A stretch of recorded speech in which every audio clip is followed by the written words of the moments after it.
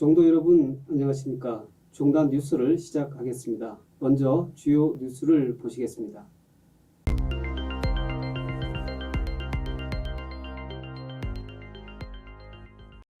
순천 서남사의 소유권 소송 항소심 재판 결과가 나왔습니다. 지난 7월 7일 광주 고등법원 민사부는 10년 넘게 이어져온 전남 순천 태고총림 서남사의 조계종과의 소유권 항소심 소송에서 태고종의 손을 들어주었습니다. 재판부는 판결문에서 조계종 서남사는 사찰로서 실체가 없다며 태고종 서남사가 전례 사찰로서 서남사 지위를 가졌기 때문에 태고종 서남사가 이 사건 각 부동산의 실제 소유자인 만큼 조계종 전 주지가 소유권 보존 등기의 말소 이행 절차를 이행하라고 판결했습니다.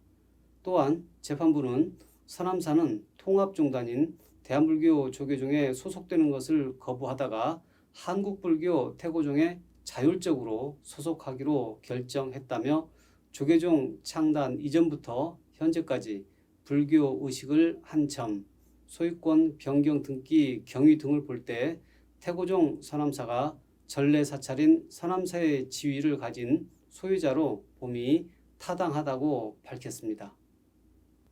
제주교구에서 2022년도 전국 승려 연수 교육이 실시됐습니다.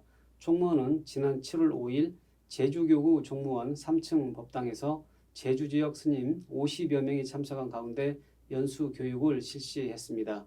제주교구 종무원장 구암스님은 환영사에서 제주 지역의 특성을 고려해 연수 교육을 이곳에서 실시할 수 있게 배려해준 총무원장 호명스님과 집행부에 감사드린다고 말하고 태고종의 위상과 저력을 발휘해 제주 불교의 발전을 이끌겠다고 밝혔습니다. 총무원장 호명스님은 격려사를 통해 태고종에 몸담고 있다는 자부심을 가지고 전법과 교화에 힘써달라고 당부했습니다. 전국 교임전법사회 총회가 지난 7월 4일 계룡 스파텔에서 80여 명이 동참한 가운데 개최됐습니다.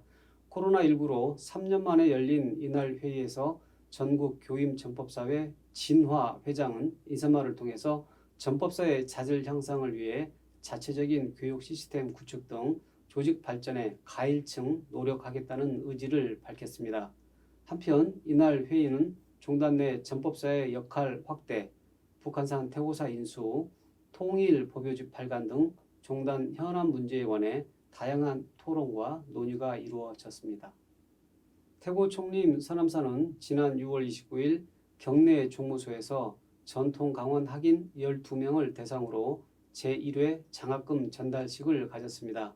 이날 전달식에서 서남사 주지이자 전통 강원장인 시각스님은 10년 전부터 사법 사규에 따른 재적승 의무금이 부여되기 시작했다며 이렇게 후학 양성을 위한 교육자금을 확보한 것이 성과가 있어 오늘 전달식을 가질 수 있었다고 말하고 학인 스님들께서는 더욱 면하게 정진해 스님들의 뜻에 보답해 주기를 바란다고 당부했습니다.